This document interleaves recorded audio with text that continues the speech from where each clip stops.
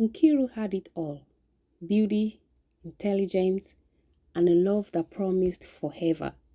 But behind closed doors, a fairy tale unraveled into a nightmare of control, betrayal, and pain. What happens when a woman who's lost everything chooses compassion over it and fights her way back to the light? Nkiru was a woman who turned heads whenever she went, and at 32, she carried herself with so much grace. Her tall, dark, and strikingly beautiful figure complemented her sharp mind and unrelenting determination. Her signature braids framed a face that radiated confidence, a reminder of the brilliant mind that had earned her a degree from a prestigious university overseas. When she returned to her country, she was a vision of success and promise. Little did she know her life would curve into a tale of love and torment.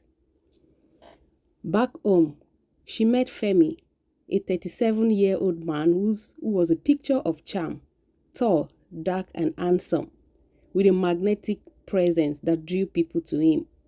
He was a successful man, working for a Fortune 500 company with branches across the globe.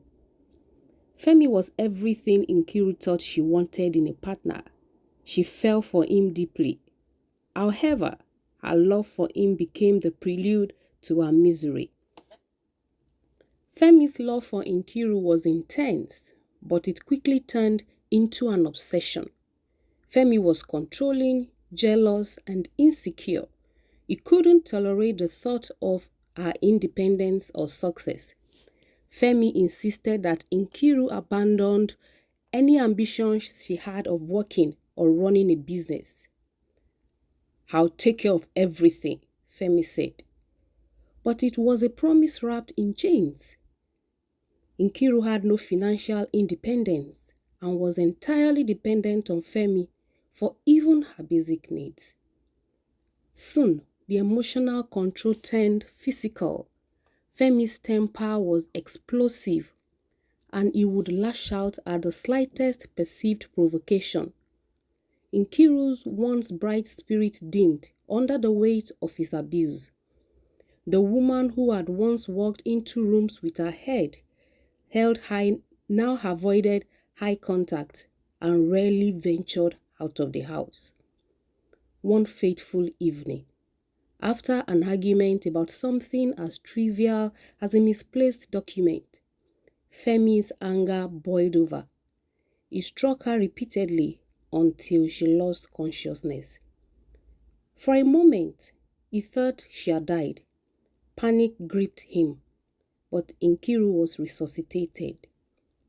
One would think this incident would have been a wake-up call for her to leave, right?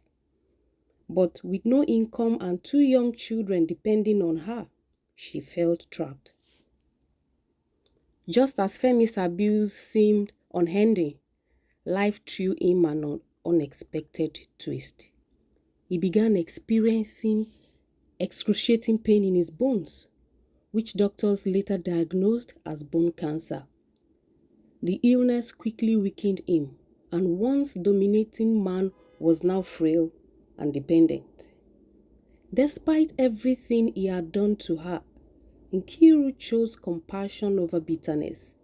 She became his caretaker, staying by his bedside through the exhausting treatments. Night after night, she slept on the cold floor in the hospital, ensuring he was never alone. "Why are you doing this?" Femi asked one night, his voice barely a whisper. Nkiru's eyes filled with tears as she replied, "Because I promised to love you in sickness and in health, and because our children deserve to see mercy, not hate."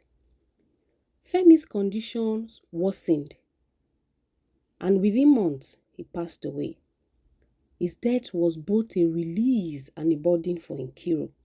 While the abuse had ended, she was left to face the harsh realities of his neglect in other areas of their lives. After Femi's death, Nkiru's struggles were far from over. Despite his high-paying job, Femi had left nothing in her name. She discovered that his younger brother was listed as the next of kin, giving him control over Femi's assets. The luxurious life they had lived was a mirage. Nkiru was left with no immediate access to funds to care for her children or herself. To make matters worse, the terms of Femi's estate dictated that their children could only inherit his wealth once they turned 21. The family who had once praised Femi's perfect marriage to Nkiru now abandoned her. She was left to fend for herself and her children, and what followed were years of relentless struggle. Nkiru sold whatever personal belongings she had and moved into a modest apartment. With no former job experience in the country and years spent out of workforce, she faced rejection after rejection. Her international degree, though impressive, was not enough to shield her away from the harsh realities of starting over. She began tutoring children from wealthy families in her neighborhood, teaching them advanced mathematics and English. Word of her exceptional teaching skills spread, and soon she started a small education consultancy. Over time, her business grew, but it was a slow and painful climb. Every step forward was marked by sacrifices and setbacks. It took nearly a decade for Nkiru to finally find her feet and establish stability for herself and her children. And by then, her children were old enough to appreciate the magnitude of their mother's sacrifices. Years later, Nkiru's children grew into bright, independent young adults, inspired by their mother's resilience. Our story became one of redemption and triumph over adversity. Nkiru began to advocate and often spoke to young women about the importance of financial independence and recognizing the red flags in relationships. Love is not control, she would say, and no matter how dark life gets, you can always find your way back to the light. Nkiru's life was a testament to strength, grace, and the enduring power of the human spirit. Despite the trials she faced, she emerged stronger, ensuring her children's future and reclaiming her own identity. Nkiru's story highlights the importance of having your own source of income. Dependence on someone else for financial stability can make it harder to live a toxic relationship. Moreover, obsession disguised as love can quickly turn destructive. It is important to identify controlling and abusive behaviors before they escalate.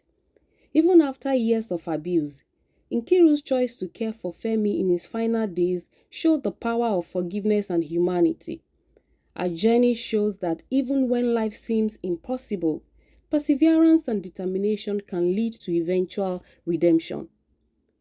And sometimes, the people you expect to rely on may abandon you. As much as it's important to build a support system, we also need to learn to be independent. Nkiru's eventual success came after years of struggle, but not everyone in similar circumstances is as fortunate. I hope you like this story. Let's continue the conversation in the comments. Please like, share, and subscribe. Let's know what you've learned and what part of Nkiru's story resonated with you the most. Thank you.